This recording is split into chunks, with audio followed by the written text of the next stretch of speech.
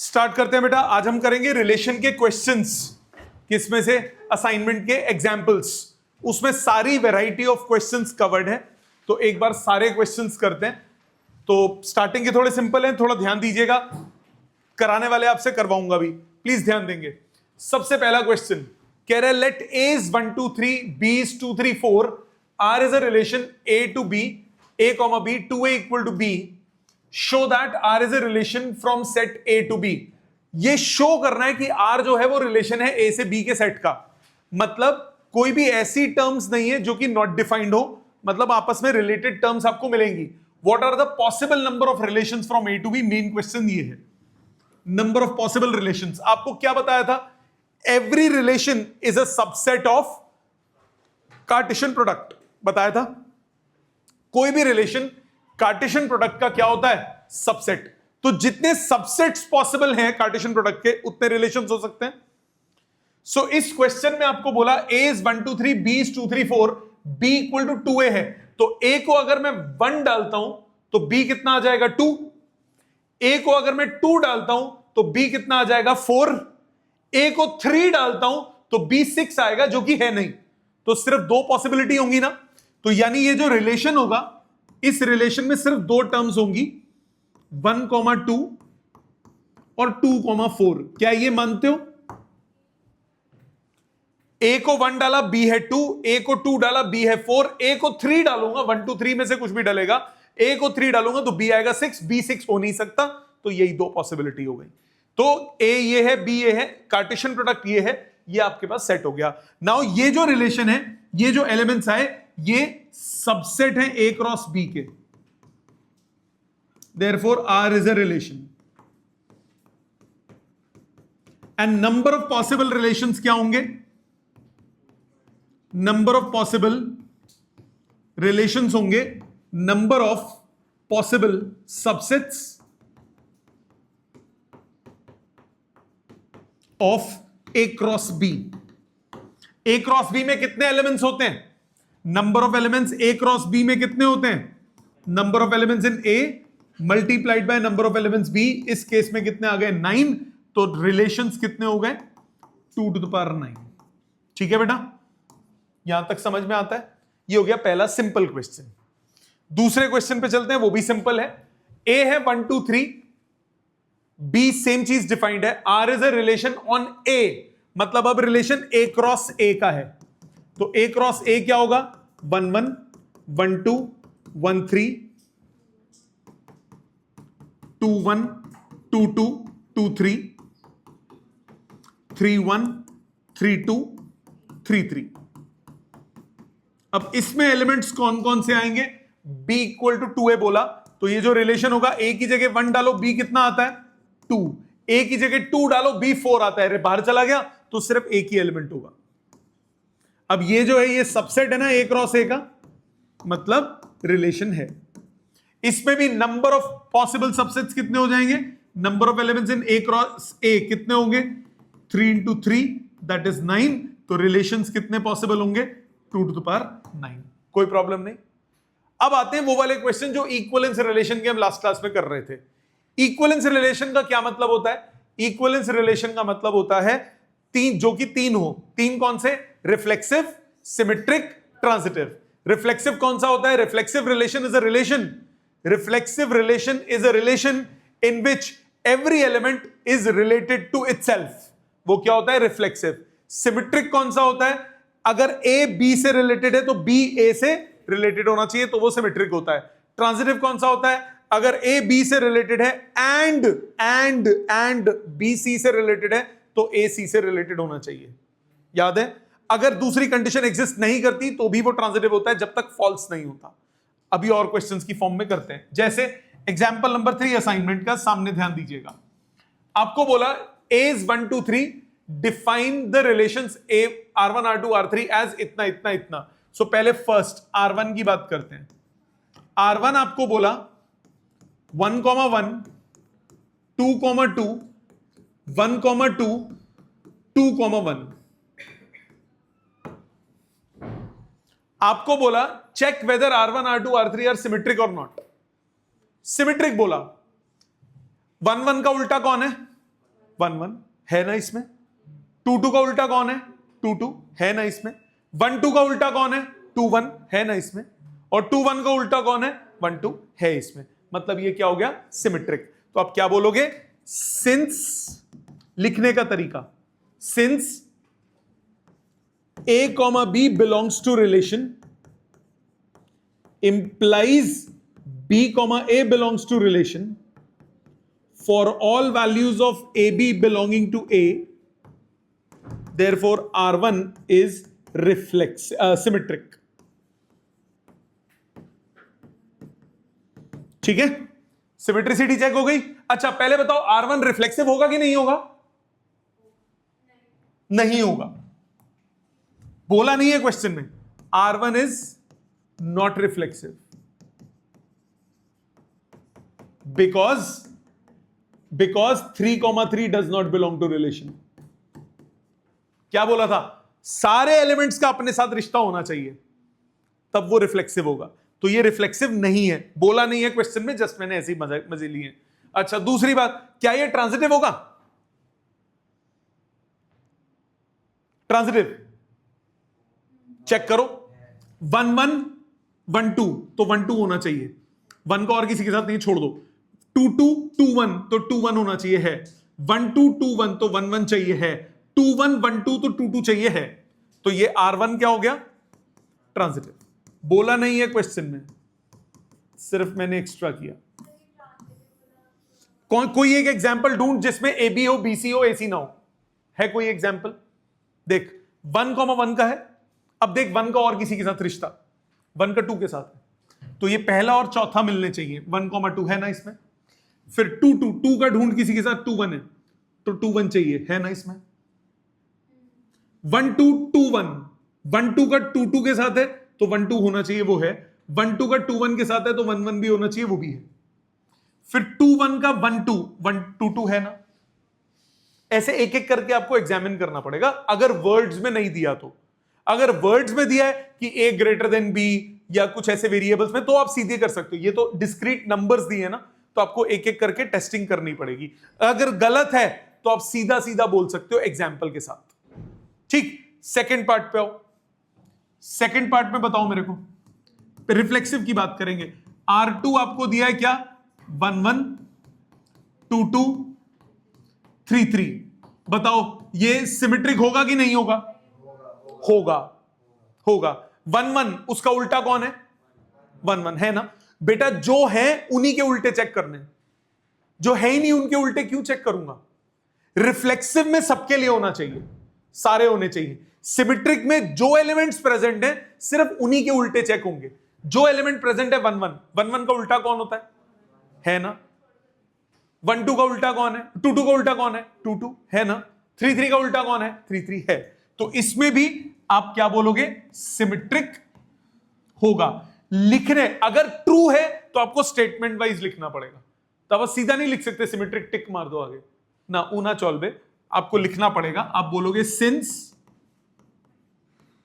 A, B belongs to R2 implies B, A belongs to R2 for all values of AB belonging to capital A, therefore R2 is symmetric. बात समझ में आई बेटा? बात समझ में आई? अच्छा अब बाकी दो चीजें भी चेक कर लेते हैं। रिफ्लेक्सिव है, R2 is reflexive, her element का अपने साथ रिश्ता है। R2 इज ट्रांजिटिव, क्योंकि कंडीशन एग्जिस्ट ही नहीं कर रही ना, फॉल्स कंडीशन कहीं है ही नहीं, फॉल्स कंडीशन कहीं है ही नहीं। 1 1 है, क्या 1 का आगे किसी और के साथ रिश्ता है? नहीं है, चेकिंग ही नहीं हुई। 2 2 है, आगे किसी के साथ रिश्ता है? नहीं है, चेकिंग ही नहीं होगी। 3 3 आगे कोई रिलेशन है? नहीं है, चेकिंग ही नहीं होगी। तो जब गलत हो जाए तब नहीं होता, अदरवाइज हमेशा होता है। आ जाओ तीसरे पे, थर्ड। R3 1 1 2 2 1 2 2 1 3 1। ये आया हमारा क्यूटी क्वेश्चन। अब पहली बात, सिमेट्रिक बोला है क्वेश्चन में, तो पहले वो करते हैं। 3 1 का पुट्ठा नहीं है, सिमेट्रिक नहीं है। Since 3,1 belongs to relation, but 1,3 does not belong to relation. Therefore R3 is not, बेटे बात नहीं, not symmetric. ये सिमेट्रिक तो नहीं है. कौन बचा? रिफ्लेक्सिव और ट्रांजिटिव. वो चेक करते हैं. बताओ रिफ्लेक्सिव होगा? नहीं. 3,3 does not belong to relation, therefore not reflexive. Transitive बताओ.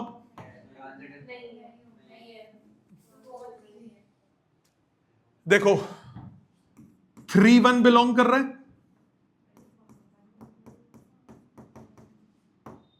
1,2 बिलोंग कर रहा है, बट 3,2 बिलोंग नहीं कर रहा. Therefore non transitive.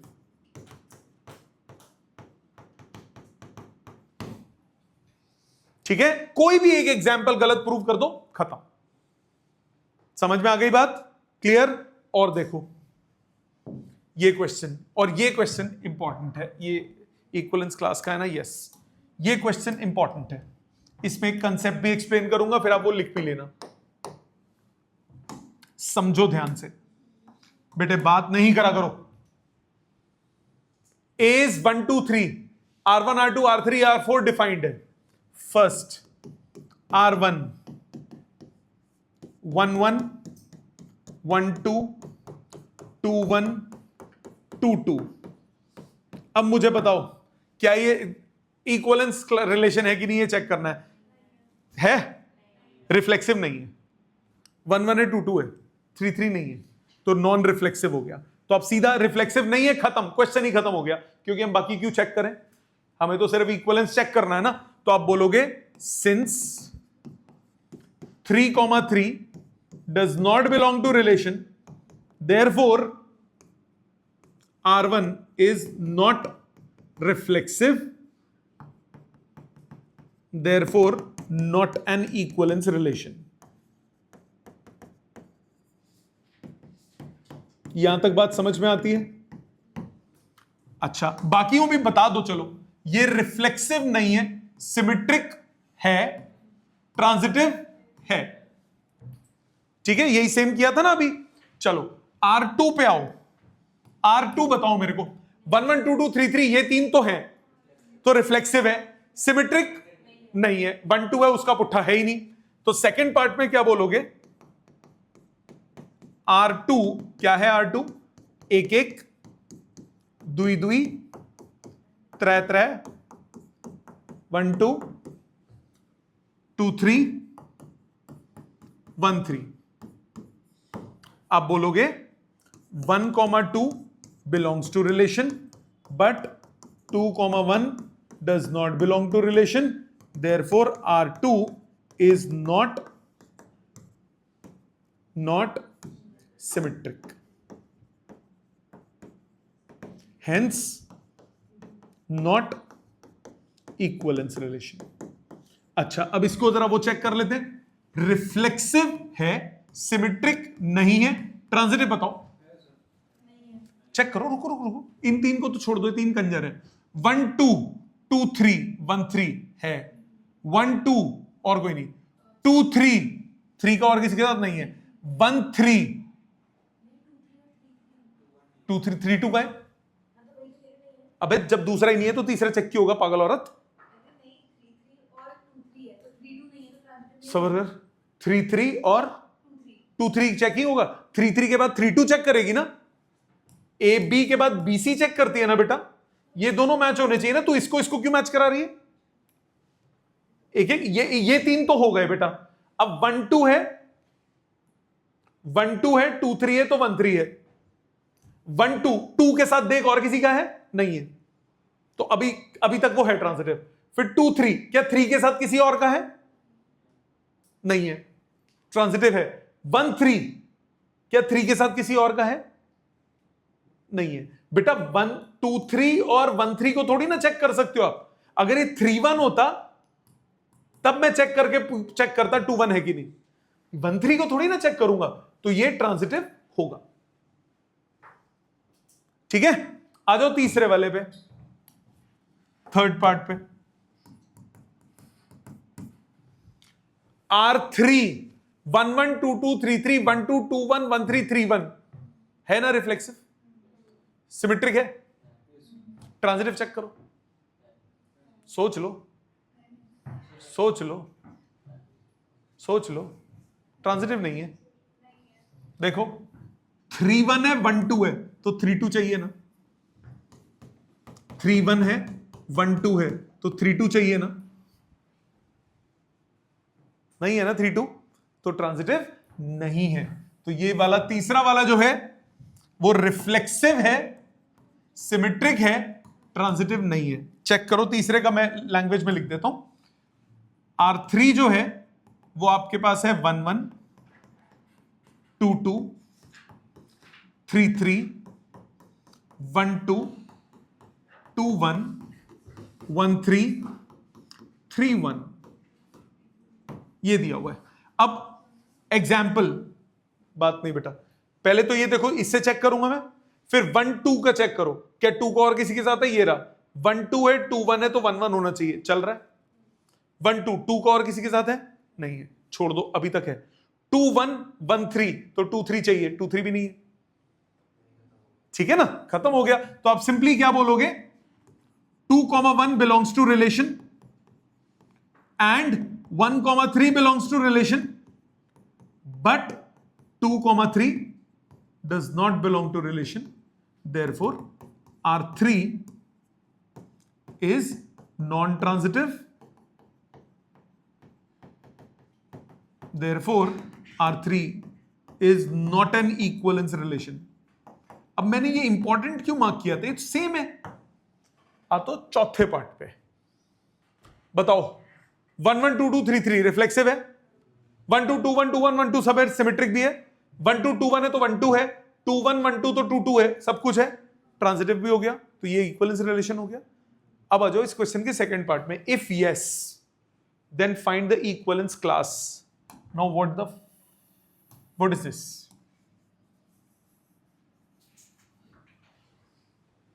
Equivalence class समझाता हूं, पहले हम इसकी बात करते हैं। इक्विवेलेंस, पहले इक्विवेलेंस प्रूव कर देते हैं। फोर्थ पार्ट R4, फिर लिख लेना बेटा इसको 1 1 2 2 3 3, इक्विवेलेंस क्लास की बात लिख लेना। 1 2 2 1 एनसीईआरटी में नहीं है, 2 बार बोर्ड में आया हुआ है इक्विवेलेंस क्लास पे based question.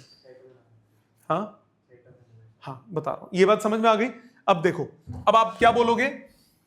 Since A, A belongs to R4 for all values of A belonging to capital A, therefore R4 is reflexive. फिर since A, B belongs to R4 implies B, A belongs to R4, therefore R4 is symmetric.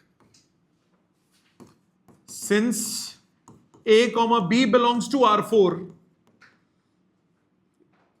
नहीं, since if A, B belongs to R4 and B, C belongs to R4 implies A, C belongs to R4 for all values of A, B, C belonging to capital A, therefore R4 is transitive. Hence R4 is an equivalence relation. यहां तक तो कोई दिक्कत नहीं। अब आते हैं उस पे, equivalence class. Equivalence class of an equivalence relation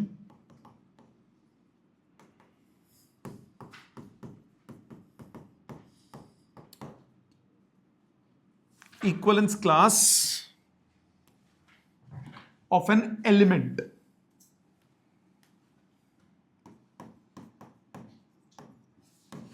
in an equivalence relation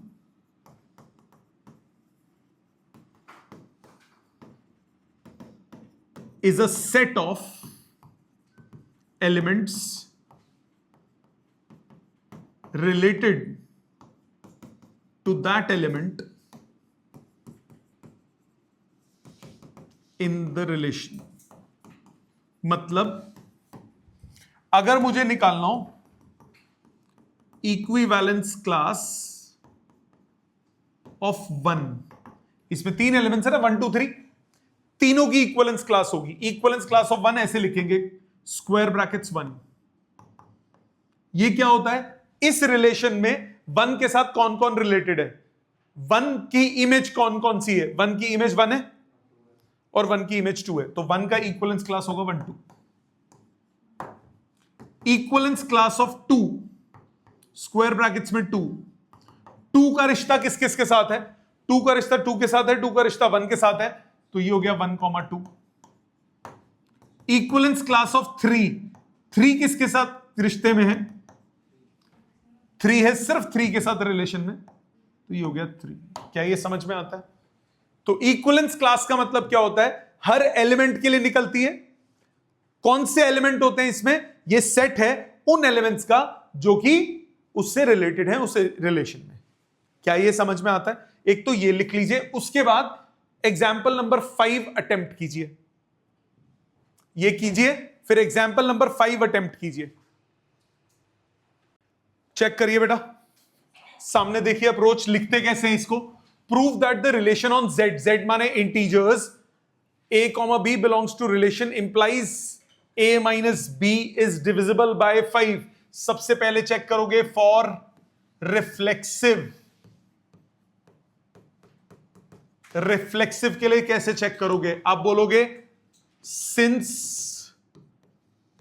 a minus a 0 which is divisible by 5,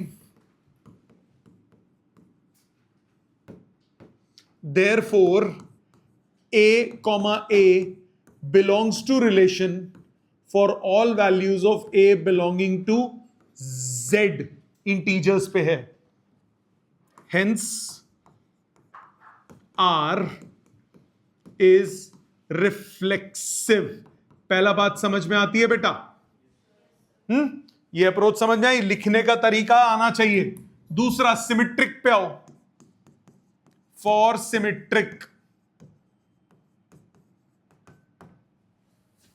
symmetric के लिए क्या चेक करते हो, अगर a कॉमा b रिलेशन में हो, if a comma b belongs to relation, मतलब a minus b is divisible by 5, मतलब a minus B 5 times something है, इसका मतलब b माइनस a 5 टाइम्स ही होगा, मतलब b minus a is also divisible by 5।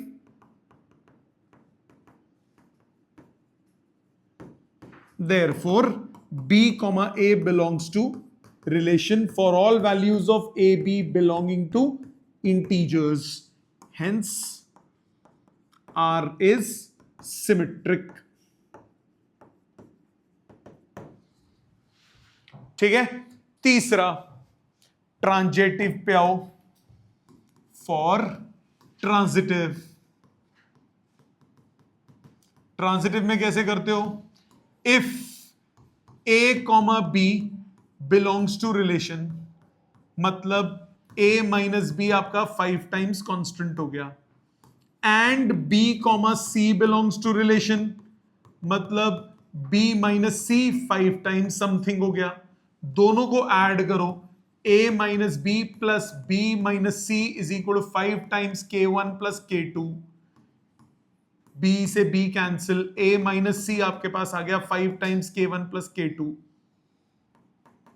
मतलब a minus c divisible by 5 हो गया, इसका मतलब a comma c belongs to relation for all values of a b c belonging to integers, hence r is transitive. क्या यहां तक बात समझ में आती है? इसके बाद बोलोगे since r is reflexive, symmetric and transitive, therefore r is an equivalence relation। क्या ये समझ में आता है बेटा सबको? क्या ये क्लियर हुआ? अगले पे देखो, an integer m is said to be related to any integer n if m is a multiple of n. अब रिश्ता क्या है? m जो है वो n का मल्टीपल होना चाहिए, m n का मल्टीपल होना चाहिए। इसका मतलब m डिवाइडेड बाय n एक इंटीजर होना चाहिए। मतलब क्या हुआ? देखो क्या हुआ, m रिलेटेड टू n कब होगा? m r n का मतलब m related to n, m related to n कब होगा? If m is a multiple of n। Multiple मतलब यह बड़ा है, बड़ा है तो छोटे से डिवाइड होना चाहिए। एग्जैक्टली मतलब m by n must be N integer, that is m by n जो होना चाहिए वो इंटीजर होना चाहिए। यही मतलब हुआ, यही मतलब हुआ। अब एक बात बताओ, अगर दो सेम नंबर्स को डिवाइड करता हूं तो आंसर क्या आता है? वन इंटीजर है कि नहीं? तो यानी ये रिफ्लेक्सिव हो गया कि नहीं हो गया? ठीक है। अब अगर m और n डिवाइड हो रहे हैं, इंटीजर बन रहा है, तो n और m डिवाइड होकर इंटीजर बनेगा? नहीं बनेगा, तो ये सिमेट्रिक नहीं है। जैसे बन भी सकता है, नहीं भी बन सकता, सेम होगा तभी बनेगा। अगर जैसे 4 डिवाइडेड बाय 2 किया तो इंटीजर आ गया, बट 2 डिवाइड बाय 4 इंटीजर नहीं आता, तो ये सिमेट्रिक नहीं होगा। ठीक है, मतलब एक एक करके पहले इन दो को लिखते हैं, फिर ट्रांजिटिव का गेम खेलेंगे। पहले आ जाओ for symmetric, for reflexive. Reflexive की गेम क्या है? m comma m belongs to relation, या बोलोगे सीधा m divided by m is 1 which belongs to an integer, therefore m comma m belongs to relation for all values of m belonging to integers. ठीक है, यहां तक बात समझ में आती है? मतलब क्या हुआ? Therefore r is reflexive. अब आ जाओ सिमेट्रिक पे, ध्यान दो। For symmetric, if m comma n belongs to relation implies, अच्छा इसके ये तो गलत है ना, तो सबसे आसान तरीका पता है क्या? इसको लैंग्वेज में मत लिखो, एग्जाम्पल दे दो। ठीक है ना? आप क्या बोलो? Since 6,3 belongs to relation because 6 is a multiple of 3,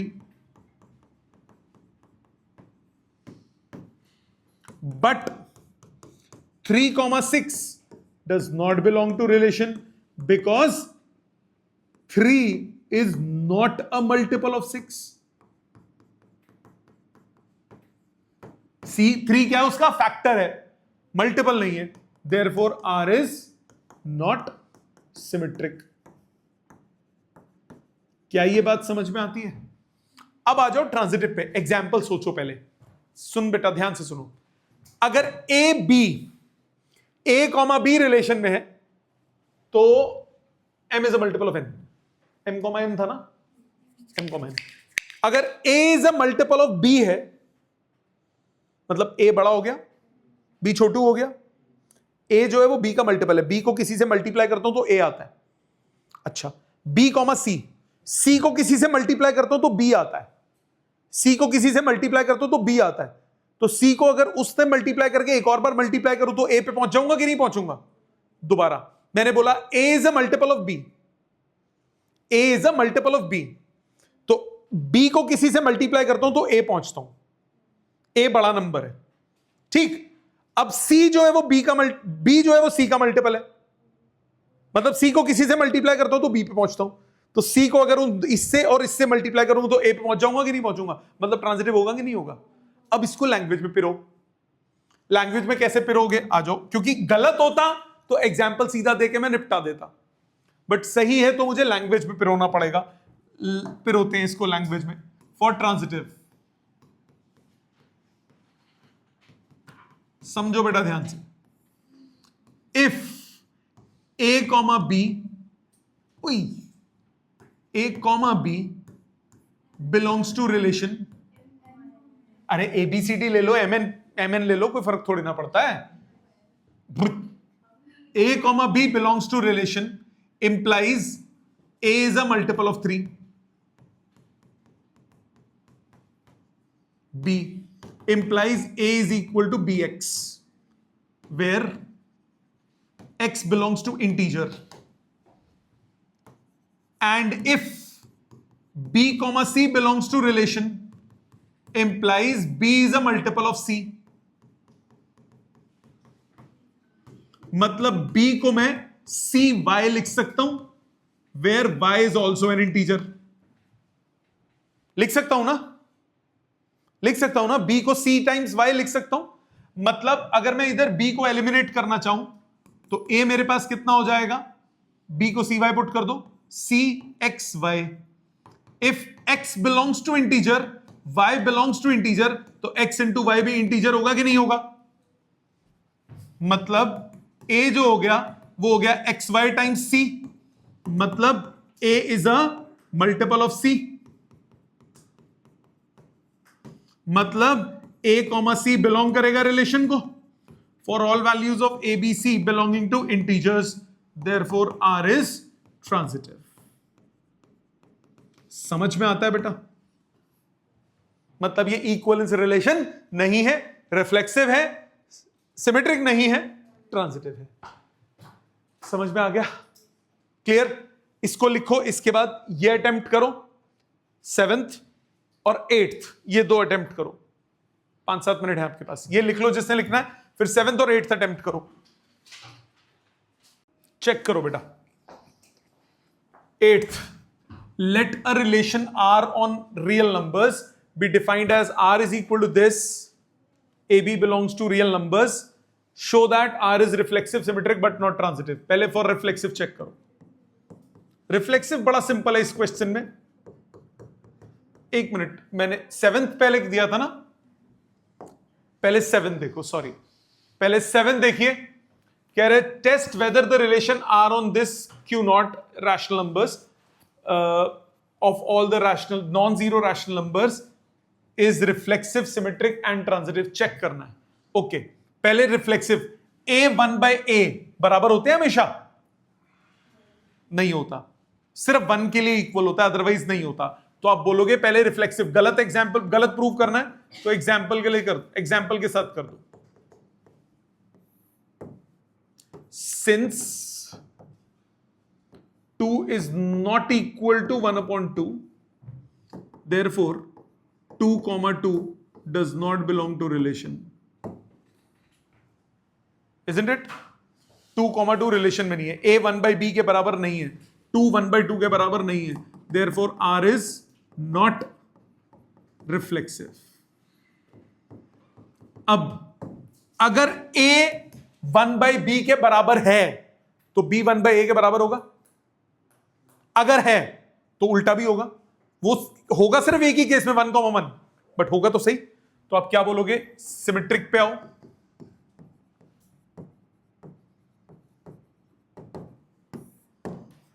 if a comma b belongs to relation implies a is 1/b, इसका मतलब b जो है वो 1/a के बराबर है, मतलब b comma a रिलेशन में होगा कि नहीं होगा? For all values of A b belonging to Q not, therefore r is symmetric. तो रिफ्लेक्सिव नहीं है बट सिमेट्रिक है। ट्रांजिटिव के लिए चेक करो। फॉर ट्रांजिटिव,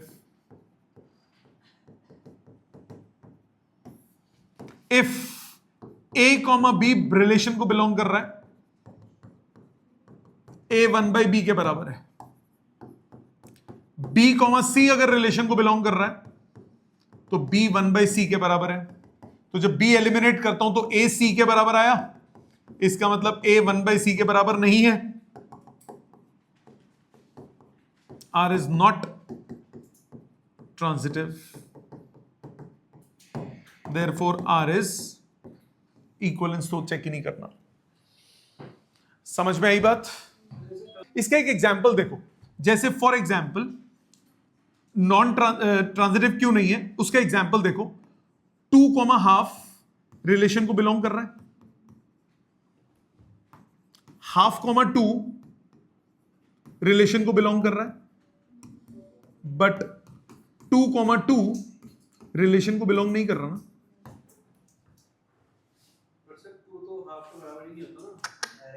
अरे 2 इज 1/2 तो है, a इज 1/b बोला है ना, तो 2 इज 1/2, हाफ इज 1/2। ये दोनों एग्जिस्ट कर रहे हैं, बट 2,2 तो एग्जिस्ट नहीं कर रहा, क्योंकि ये तो रिफ्लेक्सिव था ही नहीं। 2 इज 1/2 तो नहीं है, ये एग्जिस्ट होने के लिए 2 इज 1/2 होना चाहिए, है। ये एग्जिस्ट होने के लिए हाफ इज 1/2, वो भी है, बट ये तो नहीं है ना। आ गई समझ? नेक्स्ट, अगला, let a relation R on real numbers be defined as a, b, 1 plus ab is positive. Show that it is reflexive, symmetric but not transitive. पहले रिफ्लेक्सिव पे आते हैं। रिफ्लेक्सिव की अगर मैं बात करता हूं, a, a, अब सोचो पहले, a जो भी हो 1 plus a स्क्वायर हमेशा पॉजिटिव होगा कि नहीं होगा? ठीक है, आप बोलोगे 1 plus a square is always positive, मतलब a, a बिलोंग करेगा रिलेशन को for all values of a belonging to real numbers, therefore R is reflexive. आ जाओ सिमेट्रिक पे। फॉर सिमेट्रिक, सिमेट्रिक का मतलब इफ a, b बिलोंग कर रहा है रिलेशन को, अगर a, b रिलेशन में है, इसका मतलब 1 plus ab पॉजिटिव होगा। ग्रेटर देन इक्वल टू बोला है, ग्रेटर देन बोला है, ग्रेटर देन बोला है। इसका मतलब 1 plus bab पॉजिटिव होगा, क्योंकि ab और ba तो बराबर होते हैं, मतलब b, a रिलेशन में होगा, देयरफॉर R इज सिमेट्रिक। ठीक है, तीसरे पे आओ, इसका ट्रांजिटिव। ट्रांजिटिव के लिए अब आपको एग्जाम्पल सोचना पड़ेगा।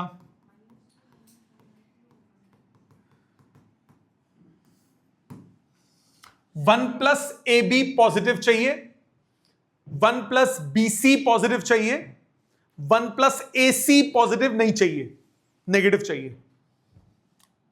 सो ए सोचो -2, बी सोचो 1/5। बात नहीं बेटा, 1 प्लस ए बी हो गया 1 - 2/5, that is 3/5 which is positive. C ले लो 1 प्लस बी सी, सी 1 नहीं, बी नेगेटिव लिया ना, ए नेगेटिव लिया ना, ओ बी सी चाहिए, सॉरी 1। रुक जाओ 1 plus b c, 1 plus 1/5 into 1, ये हो गया 7/5 विच इज पॉजिटिव, बट 1 6/5 है तो वो भी पॉजिटिव। 1 प्लस ए सी, 1 प्लस -2 इंटू 1, ये आ गया -1 विच इज नेगेटिव, देयरफॉर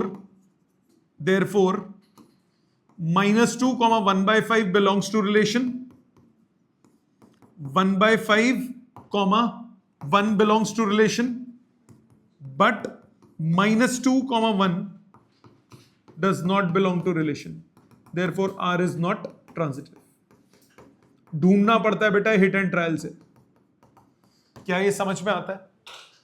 ठीक, और देखो, show that the relation R on real numbers defined as A is less than equal to B, less than equal to बोला तो पहले सिमेट्रिक पे आओ,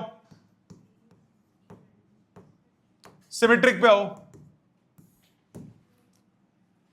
A is less than equal to A हमेशा true होगा, इक्वल टू तो है ना, मतलब A, A, oh sorry, reflexive.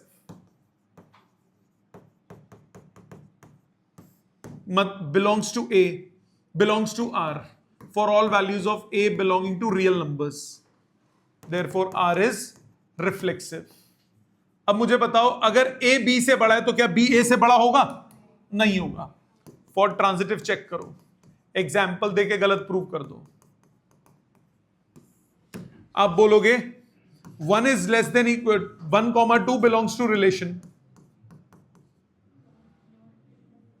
If 1,2 belongs to relation implies 1 is less than equal to 2, but 2,1 does not belong to relation because 2 is greater than 1.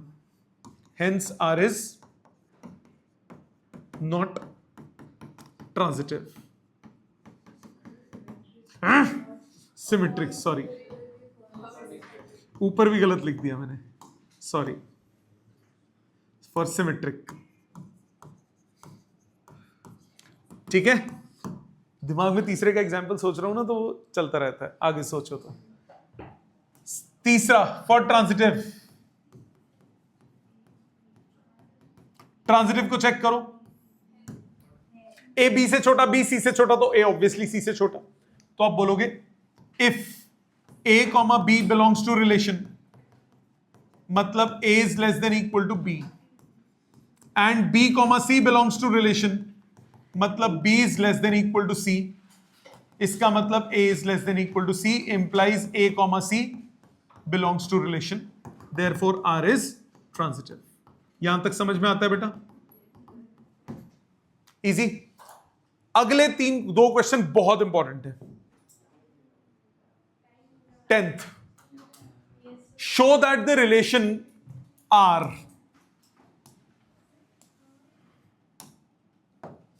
A less than equal to B square is neither reflexive nor symmetric nor transitive. तो अड्डी. अब इसमें हमें क्या करना पड़ेगा? Example से. सबसे आसान. मुझे एक एग्जाम्पल बताओ कि ये रिफ्लेक्सिव किस केस में नहीं होगा. कोई भी नेचुरल नंबर के लिए तो ट्रू आएगा ना. 7 less than equal to 7 square, 2 less than equal to 2 square, 3 less than equal to 3 square, 1 less than equal to 1 square. Fraction में 1/2 का स्क्वायर 1/4 होता है. बड़ा हो गया कि नहीं हो गया? छोटा हो गया कि नहीं हो गया? कोई एक गलत हो गया ना. ये तो रियल नंबर्स में है ना. अगर ये नेचुरल नंबर्स में होता तो ये सिमेट्रिक रिफ्लेक्सिव होता, बट ये रियल नंबर्स में तो ये रिफ्लेक्सिव नहीं होगा. आप बोलोगे फॉर रिफ्लेक्सिव. सबसे पहले 1/3 comma 1/3 does not belong to relation because 1/3 is greater than 1/3 का square. Therefore R is not reflexive. यहां तक बात समझ में आ गई? अच्छा, सिमेट्रिक पे आओ. बताओ जी, सिमेट्रिक होगा कि नहीं होगा? आप बहुत एग्जाम्पल तो बोलो ना. उसने क्या बोला? A less than equal to B square, तो क्या B less than equal to A square होगा? एग्जाम्पल लो. 2 less than equal to 3 square. 3 less than equal to 2 square होता है? होता है? नहीं. और ढूंढो एग्जाम्पल. नहीं, 1 मिनट लगता है. 5 less than equal to 3 square. 3 less than equal to 5 square होता है? होता है. ढूंढो एग्जाम्पल, ढूंढो. 5 और 9. 5 less than equal to 9 square. 9 less than equal to 5 square होता है? होता है. ये गलत एग्जाम्पल. नहीं, ढूंढ, सोचो, दिमाग लगाओ ना बेटा. नंबर से मिल जाएगा तुम्हें. हाँ, ले लो नेगेटिव. नेगेटिव ले लो. बिल्कुल सही सोच रहे हो. नेगेटिव ले लो. 3 लेस देन इक्वल टू -2 का स्क्वायर. वो भी लेस है. बोलो एग्जाम्पल सोचो. दोनों नेगेटिव ले. सोचना. स्क्वायर करते ही तो प्लस हो जाना है उसने. वो भी वही है ना? अब 1 2 मैंने सुना नहीं. 1 less than equal to 2 square. 2 greater than 1 square. Less than equal तो नहीं होता ना. ठीक है, तो ये सिमेट्रिक नहीं है. आप बोलोगे 1, 2 belongs to relation, but because 1 less than equal to 2 square, but 2 comma 1 does not belong to relation because 2 greater than 1 square. Therefore R is not symmetric. अब आता है असली खेल इस क्वेश्चन का, ट्रांजिटिव. ये है भसड़. इसके लिए मैं एक एग्जांपल बता रहा हूं, वो इसमें और क्यूब वाले दोनों में चल जाएगी. एक एग्जांपल याद रखो क्योंकि पेपर में हिट एंड ट्रायल करने में टाइम जाएगा. 932, बिटिया सामने ध्यान दो. 932 ये एग्जांपल दोनों में चलेगा, स्क्वायर में भी क्यूब में भी. ध्यान दो. 9,3 belongs to relation because 9 less than equal to 3 square. Equal to तो होता है ना. 3,2 belongs to relation because 3 less than equal to 2 square. 9,2 does not belong to relation because 9 greater than 2 square. Therefore R is not transitive. ये example याद रखना, this is very important, क्योंकि ये भूलोगे paper में सोचना मुश्किल होगा. हिट एंड ट्रायल मार के और भी निकाल सकते हो, बट पेपर में सोचना मुश्किल होगा. ठीक है. इसी का एग्जैक्ट सेम क्वेश्चन ये है. a less than equal to b cube, exact same रहेगा. और ये भी बहुत इंपॉर्टेंट है. इंटरेस्टिंग बात ये, यहां जो मैंने एग्जाम्पल लिए हैं ना, वो सेम एग्जाम्पल्स इसमें चल जाएंगे. यहां जो मैंने एग्जाम्पल लिए वो सेम एग्जाम्पल चल जाएंगे. 1/3 ग्रेटर देन 1/3 का क्यूब होता है. 1 लेस देन इक्वल टू 2 का क्यूब 2 ग्रेटर देन 1 का क्यूब होता है. सेम इधर 9 लेस देन इक्वल टू 3 का क्यूब होता है कि नहीं. 3 का क्यूब कितना होता है? 27. 9 लेस देन 27 होता है. 3 लेस देन 2 का क्यूब 3 8 से छोटा होता है, बट 9 ग्रेटर देन होता है ना क्यूब 2 के क्यूब के. तो ये 932 एग्जाम्पल ध्यान रखना, पेपर में सोचना मुश्किल हो जाता है. होमवर्क आज का यहां तक रिपीट करो सारे क्वेश्चंस, और एक बार अच्छे से रिवाइज करो. आगे के क्वेश्चंस अभी और मैं कराऊंगा, फिर दूंगा होमवर्क. ठीक है. Thank you very much.